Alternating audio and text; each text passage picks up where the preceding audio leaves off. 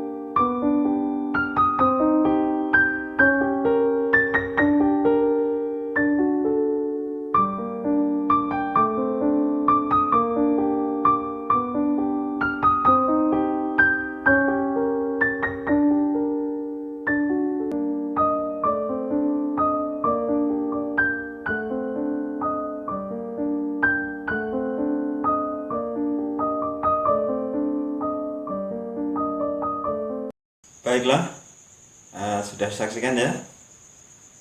Setidaknya itu adalah mengulang kembali.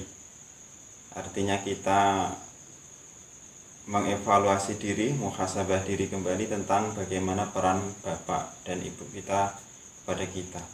Selanjutnya saya ingin menyampaikan kita selaku anak. Ada beberapa hal yang ingin saya sampaikan, barangkali tepatnya ini adalah sharing ya, berbagi terkait dengan sikap kita selaku seorang anak kepada orang tua. Yang pertama perlu dicatat adalah antara hak dan kewajiban. Selaku anak, Sekali lagi saya pesan, utamakan adalah kewajiban kita kepada orang tua.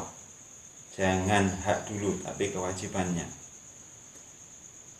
Yang kedua, terkait fakta dalam kehidupan kita sehari-hari, ini hubungannya dengan qada qadar, materi kita sebelum ini, bahwa sebenarnya, dan ini memang benar, tidak ada orang tua yang menginginkan keburukan untuk anaknya, yang tidak ingin keluarganya bahagia, anak-anaknya bahagia. Sekali lagi, itu tidak diinginkan oleh orang tua manapun. Tapi pada faktanya, karena dalam qada qadar kemarin kita telah menyampaikan bahwa hidup ini tidak ada yang tahu apa yang terjadi yang akan datang. Satu contoh, seandainya ada salah satu orang tua kita, orang tua dari kalian, sudah berusaha sungguh-sungguh bekerja sebagai pengusaha atau apapun, kemudian dia mengambil langkah-langkah, dan qadarullah, atas takdir Allah, usahanya tidak berhasil pada akhirnya. Akhirnya tidak sesuai dengan keinginan kalian. Kondisi orang tua kita tidak seperti yang kita inginkan. Jadi hidup ini tidak seperti yang kita inginkan. Itu banyak hal yang seperti itu. Jadi bagaimana kita menyikapi ketika kondisi orang tua kita itu tidak sesuai dengan harapan kita? Yang pertama, banyak masalah ekonomi. Ketahuilah terkait ekonomi, kalian sekarang ini sudah menginjak usia dewasa, seluruhnya sudah balik. Maka cara berpikirnya adalah seperti ini. Kita mengenal status yatim, kita akan berkaca kepada status anak yatim. Anak yatim itu anak yang ditinggal wafat bapaknya, ya. Maka orang-orang yang mampu di sekitarnya atau umat Islam yang lain punya kewajiban untuk menyantuninya, mengasihinya, menyayanginya, baik secara moral, secara spiritual maupun secara materi. Dan itu wajib bagi mereka yang ada di sekitarnya untuk mengasihi atau memberikan bantuan kepada si yatim itu. Tapi perlu kalian ketahui bahwa status yatim itu tidak selamanya. Ketika anak yatim itu sudah masuk usia balik, maka status yatimnya akan hilang. Maka statusnya ketika dia belum mampu mencukupi kebutuhannya, maka dia masuk kategori fakir atau miskin. Dari sini kita akan dapat mengambil pelajaran bahwa semestinya, utamanya laki-laki ini ketika masuk usia balik, mestinya dia harus sudah mandiri, baik secara ekonomi, pola pikir, dan sebagainya. Artinya apa? Bahwa ketika kalian sampai pada usia balik itu, pola pikir kalian adalah jangan lagi meminta, sekali lagi jangan menuntut, karena status kalian dalam agama sudah dipandang sebagai manusia dewasa. Kalaupun kalian itu belum mampu mencukupi kebutuhannya, maka orang tua masih dibantu oleh orang tua, belum bisa punya rumah, maka kita berhak untuk tinggal di rumahnya orang tua kita. Yang perlu kalian camkan bahwa harta yang kalian pakai itu adalah sepenuhnya milik orang tua. Fasilitas yang Anda gunakan hari ini adalah milik orang tua. Dan semestinya ketika, utamanya laki-laki, sekali lagi, ketika masuk usia balik itu mestinya harus berusaha keras sendiri, tidak menggantungkan diri kepada orang tua. Maka betapa baiknya orang tua kita, sehingga dia mengasuh, mencukupi kebutuhan kita sampai kita bahkan dewasa. Setelah dewasa pun, setelah menikah pun, beberapa orang tua masih mencukupi kebutuhannya. Ini luar biasa. Maka sekali lagi, harga mati bagi kita untuk senantiasa berlaku sopan, taat, patuh pada orang tua kita.